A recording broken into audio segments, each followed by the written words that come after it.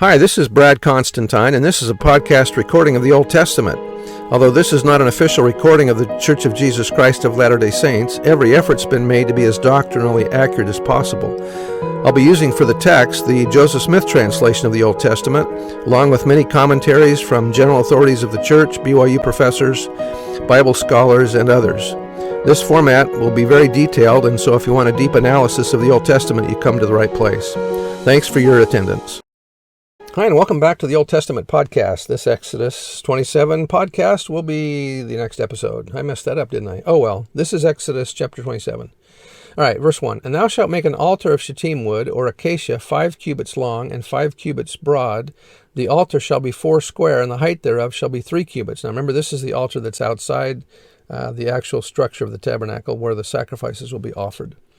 The 2 veils or hangings for the door described here are the outer door of the tabernacle, the front entrance, and the veil which separated the holy place or first room from the inner Holy of Holies. This latter veil is properly called the veil of the tabernacle. Surrounding the tabernacle itself is a large enclosed area protected by woven hangings attached to a movable wall. In this courtyard was located the altar of burnt offerings, altar of sacrifice, and the laver of water for the symbolic cleansing of hands and feet. Into this courtyard, anyone of Israel could bring sacrifices, but only the priests could enter the tabernacle itself.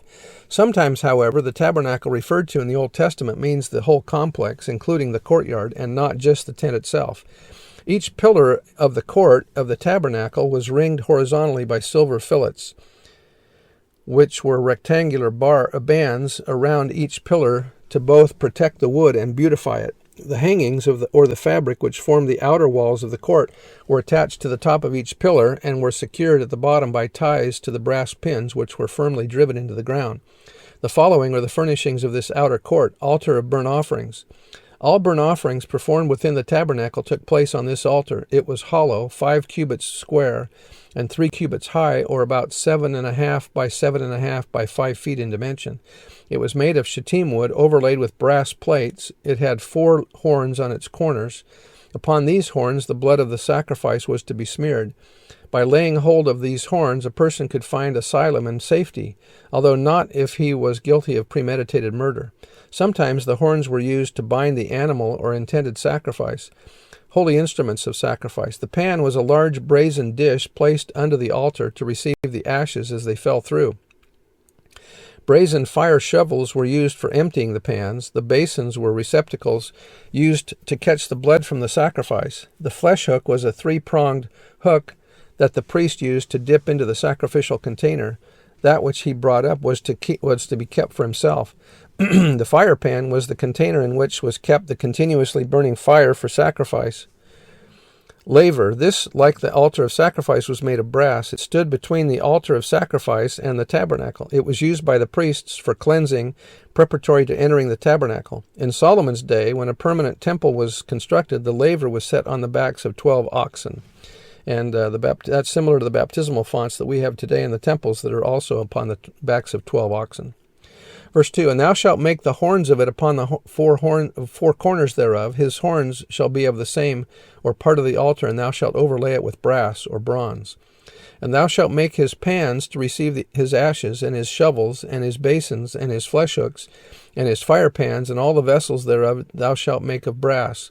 And thou shalt make for a grate of network of brass, and upon the net shalt thou make 4 brazen rings in the 4 corners thereof. And thou shalt put it under the compass or ledge of the altar beneath, that the net may be even to the midst of the altar. And thou shalt make staves for the altar, staves of shittim wood, and overlay them with brass.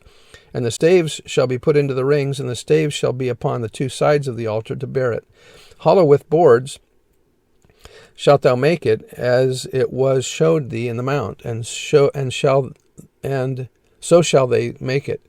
And thou shalt make the court of the tabernacle for the south side southward. There shall be hangings for the court of fine twined linen, 100 cubits long for one side. Now we're talking about the covering or the walls of the entire courtyard of the tabernacle area.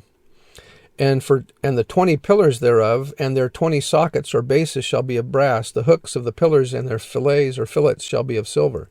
And likewise for the north side in length there shall be hangings of 100 cubits long.